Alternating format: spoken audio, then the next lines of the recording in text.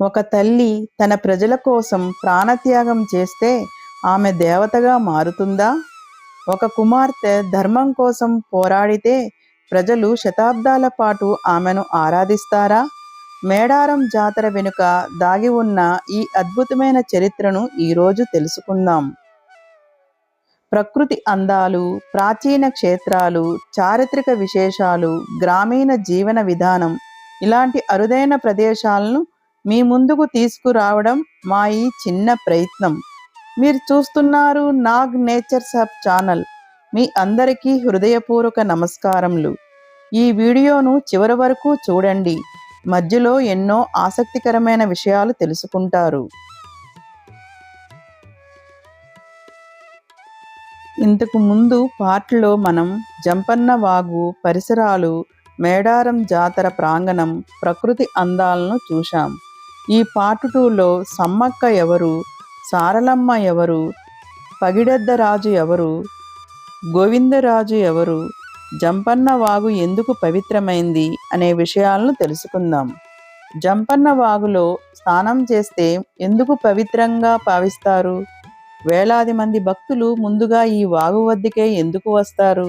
ఈ ప్రశాంతంగా ప్రవహిస్తున్న నీటి వెనుక ఉన్న ఒక విశేషమైన చరిత్ర దాగి ఉంది. ఇప్పుడు ఆ కథను తెలుసుకుందాం.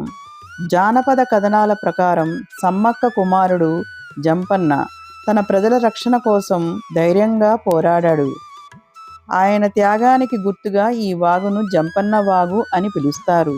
నేటికి భక్తులు ఈ వాగులో పవిత్ర స్నానం చేసి సమ్మక్క సారలమ్మ అమ్మవారిని భక్తి శ్రద్ధలతో దర్శించుకుంటారు.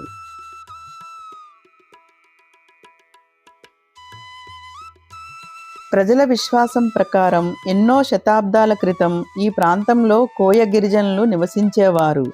ఒకరోజు అడవిలో అద్భుతమైన కాంతి కనిపించిందని చెబుతారు. ఆ కాంతి దగ్గరకు వెళ్ళగా చిన్న పాపను చూశారని జానపద కథనం.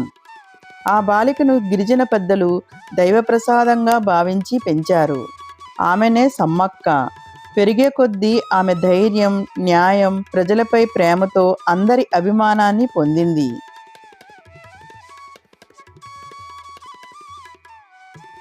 అదిగో ఇప్పుడు మీరు చూస్తున్నది మేడారం జాతరలో అత్యంత పవిత్రమైన ప్రదేశాల్లో ఒకటైన సమ్మక్క అమ్మవారి గద్దె.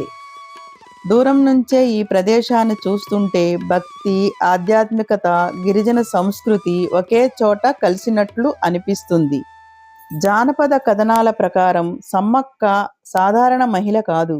తన ప్రజల కోసం, ధర్మం కోసం ధైర్యంగా నిలిచిన గొప్ప గిరిజన నాయకురాలు. అందుకే నేటికి కోట్లాది మంది భక్తులు ఆమెను దేవతగా ఆరాధిస్తారు. మీరు గమనిస్తున్నట్లుగా సమ్మక్క అమ్మవారి గద్దె ప్రత్యేకమైన వృత్తాకార నిర్మాణంలో ఉంటుంది. ఆ మధ్యలో ఉన్న పవిత్ర స్తంభం వద్ద అమ్మవారి ప్రతికను ప్రతిష్ఠించి భక్తులు ఎంతో భక్తి శ్రద్ధలతో పూజలు చేస్తుంటారు. ఇక్కడ భక్తులు బెల్లం సమర్పించడం, కొబ్బరికాయలు కొట్టడం, కుంకుమ, పసుపు సమర్పించడం, తమ మొక్కులు చెల్లించడం వంటి ఆచారాలు ఇప్పటికీ కొనసాగుతున్నాయి.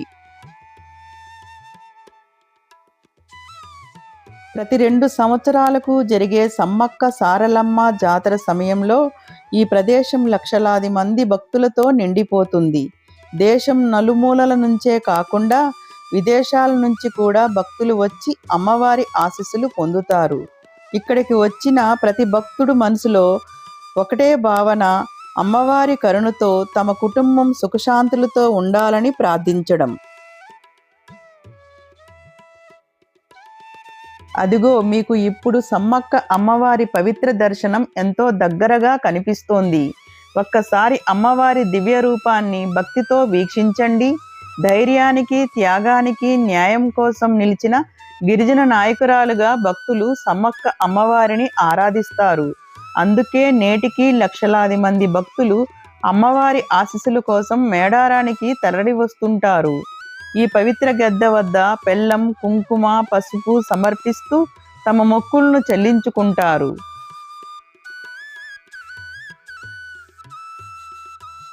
ఇక్కడ మరో ప్రత్యేకత ఏమిటంటే సాధారణ ఆలయాల్లో కనిపించే విధంగా రాతి విగ్రహం కాకుండా గిరిజన సాంప్రదాయానికి అనుగుణంగా గద్దె వద్దే అమ్మవారిని ఆరాధించడం ఇదే మేడారం క్షేత్రానికి మరింత విశిష్టంగా నిలబెడుతుంది.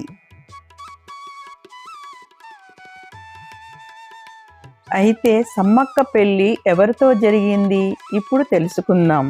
జానపద సాంప్రదాయం ప్రకారం సమ్మక్క అమ్మవారి జీవితంలో మరో ముఖ్యమైన ఘట్టం కూడా ఉంది. కోయ గిరిజన నాయకుడైన పగిడెద్ద రాజుతో ఆమెకు వివాహం జరిగినట్లు చెబుతారు. ఇప్పుడు పగిడెద్ద రాజు గద్దె వద్దకు వెళ్ళి ఆయన గురించి మరిన్ని విశేషాలు తెలుసుకుందాం.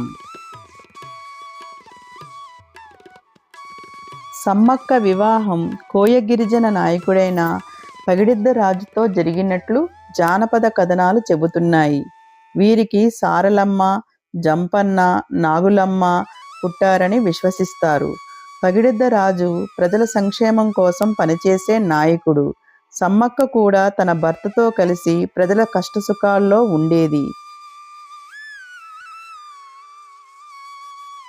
కానీ తర్వాత జరిగిన ఒక సంఘటన మొత్తం చరిత్రనే మార్చేసింది. ఆ కాలంలో కాకతీయ రాజ్యం ఈ ప్రాంతంపై అధికారం చెలాయించిందని జానపద కథనాలు చెబుతాయి. తీవ్రమైన కరువు వచ్చింది. ప్రజలకు తినడానికి కూడా ఆహారం లేదు. అయినా కూడా పన్నులు చెల్లించాలని ఆజ్ఞ వచ్చింది. ప్రజలను కాపాడేందుకు పగిడెద్ద రాజు, సమ్మక్క కలిసి ఎదిరించారని చెబుతారు.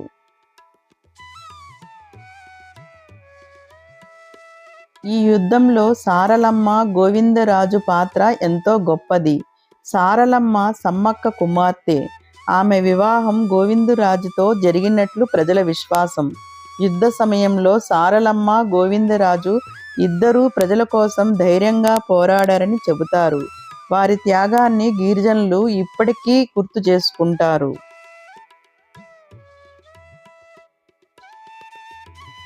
అదిగో ఇప్పుడు మీరు చూస్తున్నది సారలమ్మ అమ్మవారి పవిత్ర గద్దె. ఒక్కసారి ఈ దివ్యమైన ప్రదేశాన్ని భక్తితో వీక్షించండి. చుట్టూ వృత్తాకారంలో నిర్మించిన ఈ పవిత్ర ప్రాంగణం గిరిజన సాంప్రదాయానికి ప్రతీకగా కనిపిస్తుంది. జానపద కథనాల ప్రకారం సారలమ్మ అమ్మవారు సమ్మక్క అమ్మవారి కుమార్తె. తల్లి చూపిన ధైర్యం, న్యాయం, ప్రజల పట్ల ప్రేమను ఆమె కూడా తన జీవితంలో ఆచరించిందని గిరిజన సాంప్రదాయం చెబుతుంది. అందుకే తల్లి కుమార్తెలను నేటికి సమానమైన భక్తితో ఆరాధిస్తారు. మీరు గమనిస్తున్నట్లుగా ఈ పవిత్ర గద్దె వద్ద కూడా భక్తులు ఎంతో భక్తి శ్రద్ధలతో దర్శనం చేసుకుంటూ బెల్లం, కొబ్బరికాయలు, కుంకుమ, పసుపు సమర్పించి తమ మొక్కులను చెల్లించుకుంటున్నారు.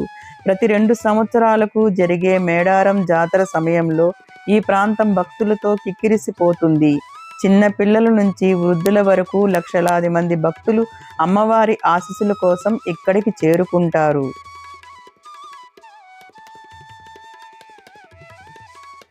ఈ వృత్తాకార నిర్మాణం గిరిజన సాంప్రదాయాన్ని ప్రతిబింబించే ప్రత్యేకతను కలిగి ఉంది. ప్రశాంతమైన ఈ ప్రాంగణంలో నిలబడి అమ్మవారిని దర్శించుకుంటే మనసుకు ఒక ప్రత్యేకమైన భక్తిభావం కలుగుతుంది. భక్తుల విశ్వాసం ప్రకారం సారలమ్మ అమ్మవారిని మనసారా ప్రార్థిస్తే ధైర్యం, శాంతి, కుటుంబ సౌఖ్యం కలుగుతాయని నమ్ముతారు. అందుకే ప్రతి జాతరలో వేలాది మంది భక్తులు అమ్మవారి దర్శనం కోసం ఎంతో ఆసక్తిగా ఎదురు చూస్తారు.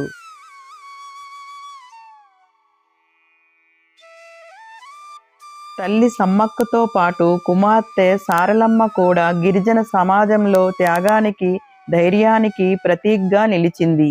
అందుకే ఈ పవిత్ర క్షేత్రం నేటికి కోట్లాది మంది భక్తుల విశ్వాసానికి నిలయంగా కొనసాగుతుంది. జానపద సాంప్రదాయం ప్రకారం సారలమ్మ అమ్మవారి జీవితంలో మరో ముఖ్యమైన ఘట్టం ఆమె వివాహం.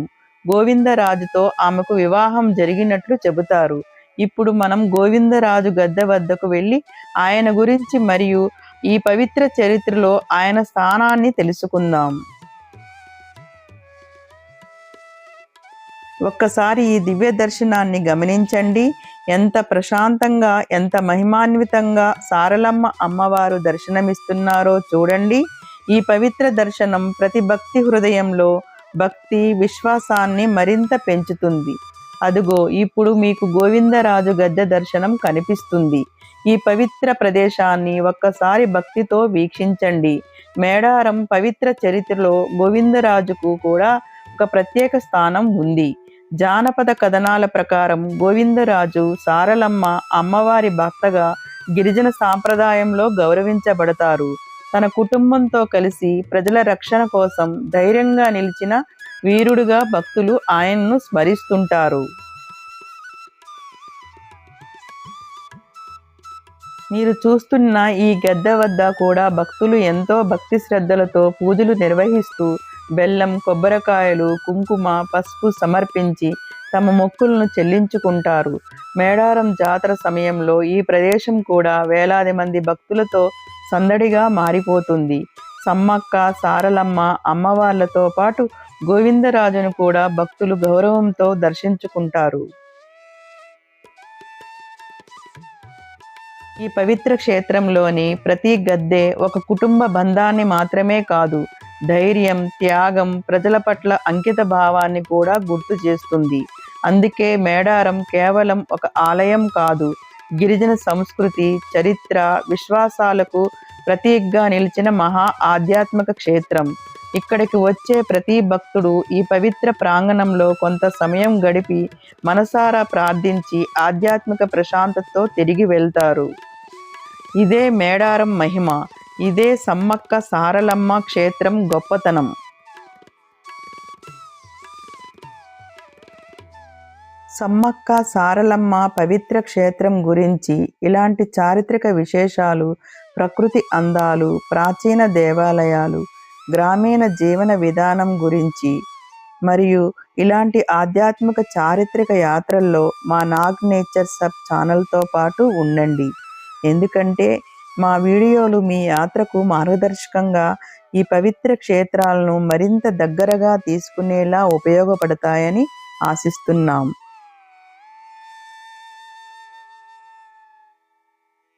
యుద్ధం ముగిసిన తర్వాత సమ్మక్కకు ఏమయ్యింది? జానపద కథనం ప్రకారం యుద్ధం అనంతరం సమ్మక్క అడవిలోకి వెళ్ళిపోయింది. ఆమె కోసం వెతికిన వారికి ఆమె కనిపించలేదని చెబుతారు. అక్కడ కుంకుమ, పసుపు వంటి పవిత్ర చిహ్నాలు మాత్రమే కనిపించాయని ప్రజల విశ్వాసం. అప్పటి నుండి సమ్మక్కను దేవతగా ఆరాధించడం ప్రారంభమైంది.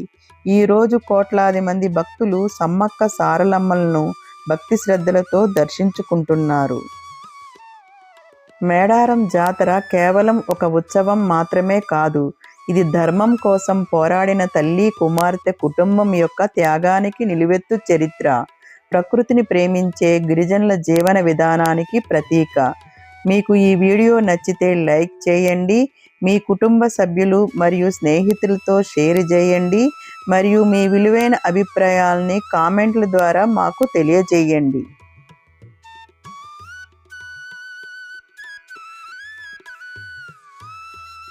మీకు అవకాశం వచ్చినప్పుడు ఈ పవిత్ర క్షేత్రాన్ని తప్పకుండా సందర్శించి సమ్మక్క సారలమ్మ అమ్మవార్ల దివ్య దర్శనం చేసుకోండి. ఈ దివ్యక్షేత్రాన్ని సందర్శించి అమ్మవార్ల ఆశీస్సులు పొందండి.